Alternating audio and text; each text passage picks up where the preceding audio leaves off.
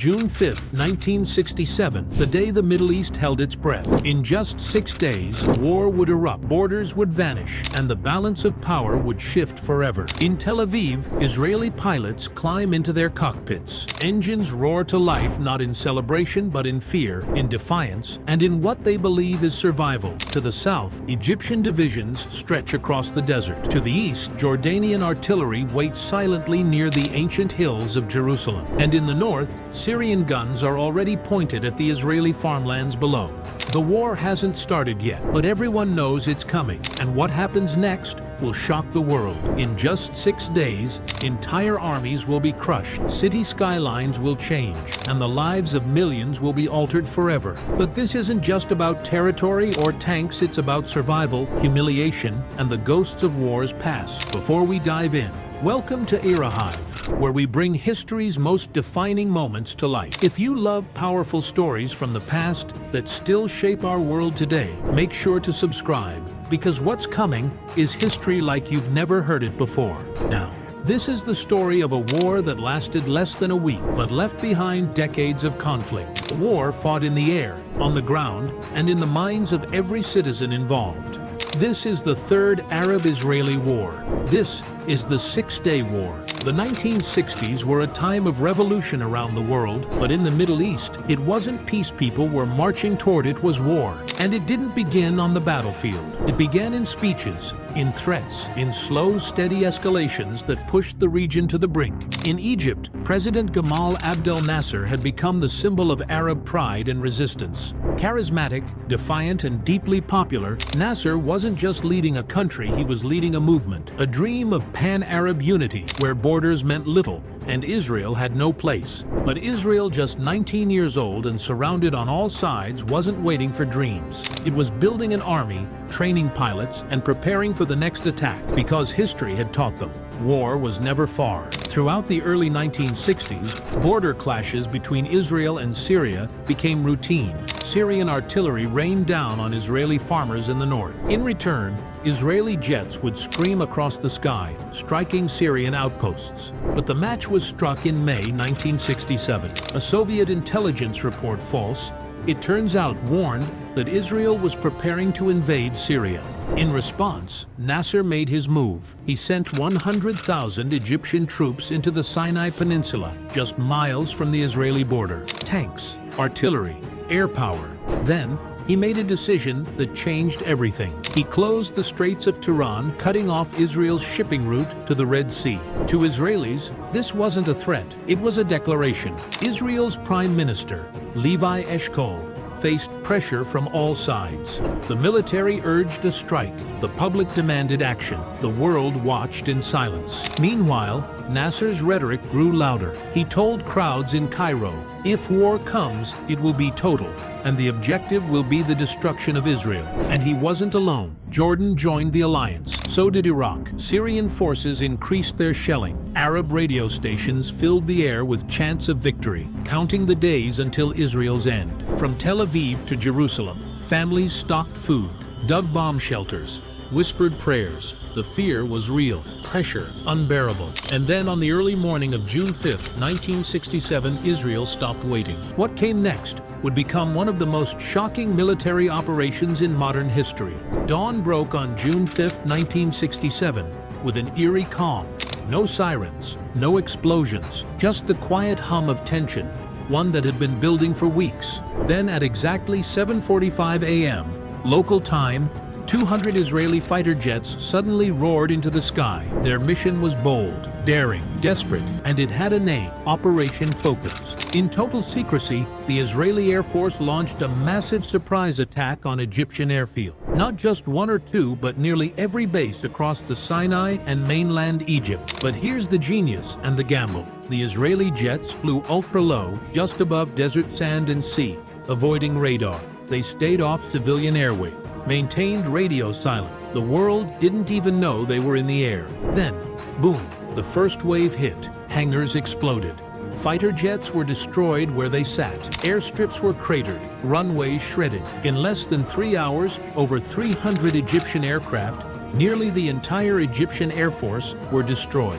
Egypt's skies were silent. President Nasser didn't believe the reports at first. How could this happen? He demanded.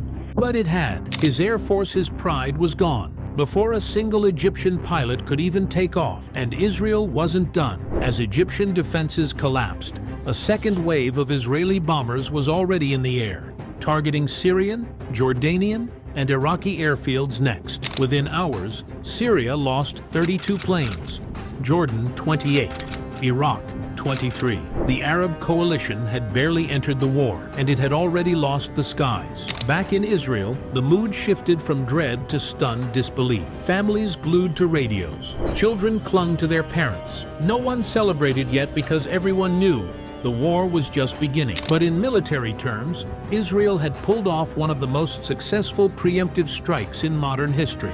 From this moment forward, air superiority belonged to Israel. And with the skies clear, the ground war could begin. Next, Israel would move on the Sinai, the West Bank, and soon, the Golan Heights. But first, it had to survive day 2.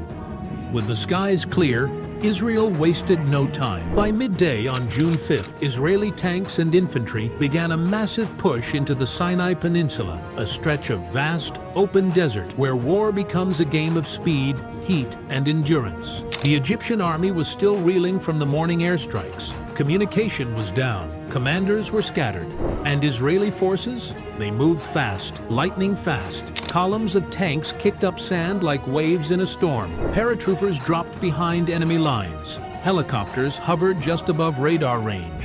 Every hour, Israel gained ground. But the Sinai wasn't just sand and silence. Egyptian soldiers fought fiercely at outposts like Abu Agila, one of the most fortified positions in the region. The battle raged for hours. Artillery thundered across the dunes, but by nightfall, the position fell. And once that line broke, the entire Egyptian defense collapsed like dominoes. Soldiers fled west in chaos. Trucks clogged the desert highways. Some never made it. Israeli planes strafed the retreating convoys. Fires lit up the night sky. By June 7th, Israeli forces stood at the Suez Canal, the very edge of Egypt. The Sinai was theirs, but while the desert burned, a different kind of battle was unfolding in the east, one filled with stone streets, sacred walls, and centuries of history. Jerusalem. For 19 years, the city had been divided. West Jerusalem belonged to Israel. East Jerusalem, including the Old City, the Western Wall, the Dome of the Rock, was under Jordanian control. Now, Jordan had joined the war. They shelled Israeli neighborhoods. Their troops moved into strategic hills, and so Israel struck back. On June 6th, Israeli paratroopers fought their way through the narrow ridges leading to the city, Mount Scopus, Ammunition Hill. Each step was deadly. Soldiers fought street to street, hand to hand, every bullet echoing off ancient stone. Then, on the morning of June 7th, a radio transmission crackled through. The Temple Mount is in our hands. Israeli soldiers entered the old city through the Lion's Gate. They wept as they touched the Western Wall for the first time in nearly 2,000 years. Religious, strategic, symbolic. Jerusalem was no longer divided, but peace still far away. While the world was watching Jerusalem, Israeli generals turned their eyes north to the towering cliffs of the Golan Heights. For years, Syria had used this elevated plateau like a hammer.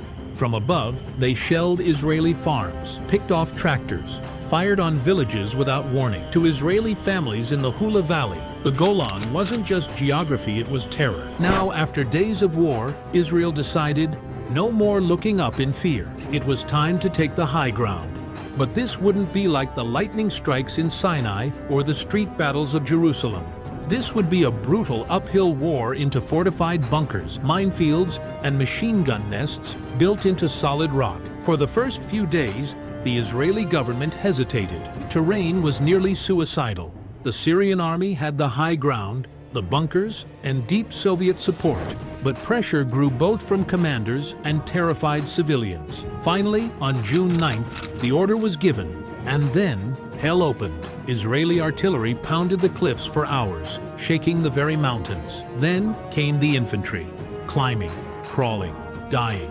Every step was exposed. Every rock could be booby-trapped. The Syrians fought like demons, unwilling to give up the heights without blood. But the Israeli soldiers pushed on. One hill, one trench, one ridge at a time. By June 10th, Israeli troops reached the top, and for the first time in decades, the guns above the valley fell silent. The Golan Heights were in Israeli hands. The war had lasted just 6 days, but it had redrawn a region militarily, emotionally, and politically. The guns fell silent on June 11, 1967. In just 6 days, the war was over. But when the smoke cleared, the world didn't look the same. Israel had transformed the map. It now controlled the Sinai Peninsula and Gaza Strip from Egypt, the West Bank and East Jerusalem from Jordan, and the Golan Heights from Syria. Nearly 3 times more land than it had before. And with it, millions of new people, many of them Palestinians, who now found themselves living under Israeli military occupation.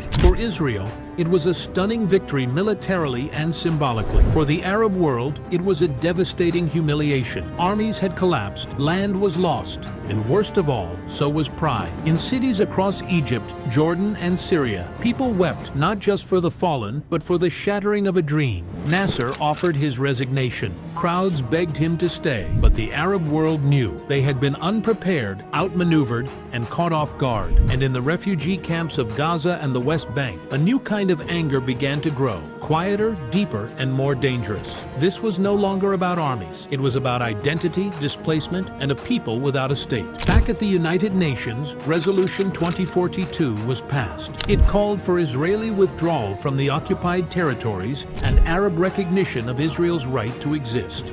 But neither side fully agreed, because now the war wasn't just about land. It was about how to live together, or whether that was even possible. The 6-day war didn't solve the conflict. It froze it in a new, more volatile shape. The seeds of future wars, the Yom Kippur War, the Intifadas, the struggle over Jerusalem, and the endless debate over Palestinian statehood were all planted here. In 6 days, armies moved fast, but peace would move painfully slow.